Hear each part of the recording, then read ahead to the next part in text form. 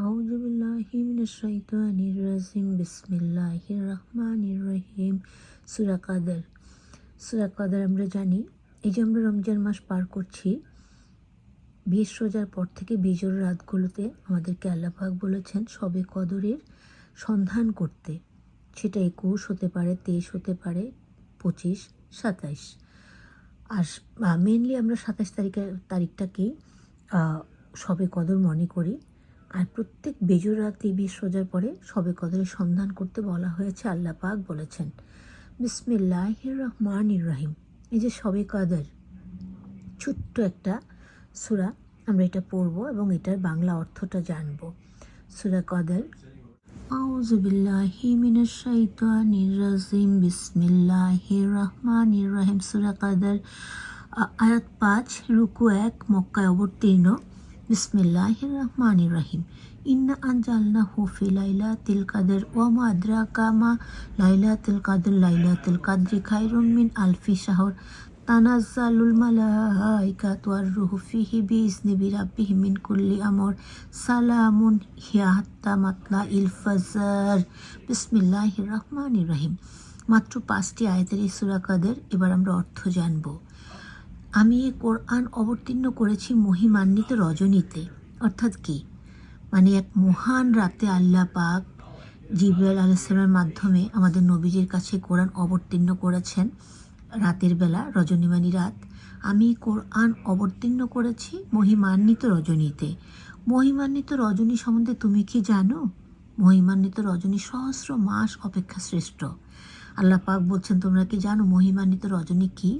মানে কোন রাতকে এত মহিমান্বিত বলা হয়েছে? সেটা কেন?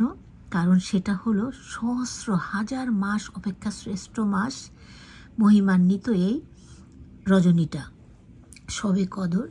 আর এটা আমরা প্রত্যেকবার রোজার সময় 20 রোজার পর থেকে আমরা বিজোড় রাতে সন্ধান করি। প্রত্যেক কাজে সে রাতে ফেরেশতা ও জিবরাইল অবতীর্ণ হয় তাদের প্রতিপালকের অনুমতিক্রমে।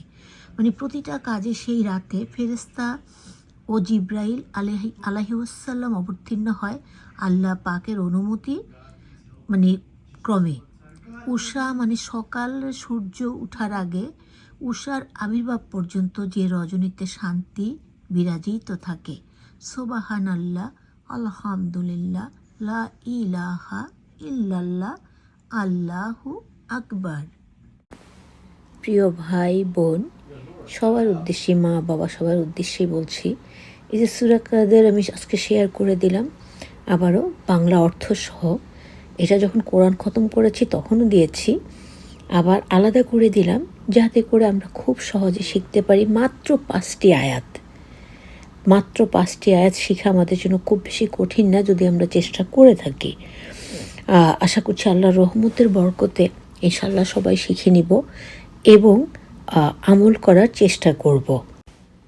আমরা যদি একটু গভীরভাবে চিন্তা করি, এই যে দেখো এবারকার রোজারও 26 রোজা আজকে হয়ে গেল, আলহামদুলিল্লাহ।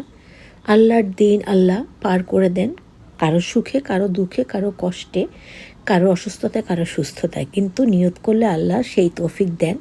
এটা আমি মনে প্রাণে বিশ্বাস করি, আলহামদুলিল্লাহ, ইনশাআল্লাহ। এই যে তোমরা যারা রোজাগুলো করলে না, এই যে ফরজ রোজাগুলো প্রায় চলে গেল, যারা করলে না তারা কি নিশ্চিত যে হয়তো অনেকে ভাবছো আগামী বছর করব, আগামী বছরটা তোমরা পাবে এমন কোনো নিশ্চয়তা কি আছে?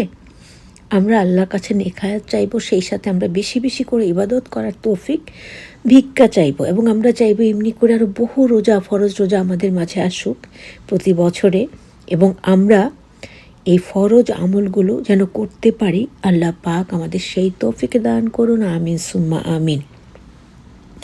আল্লাহ পাক আমাদের নবীর আদর্শে কোরআনের আলোকে চলা, বলার, ইবাদত করার তৌফিক দিয়ে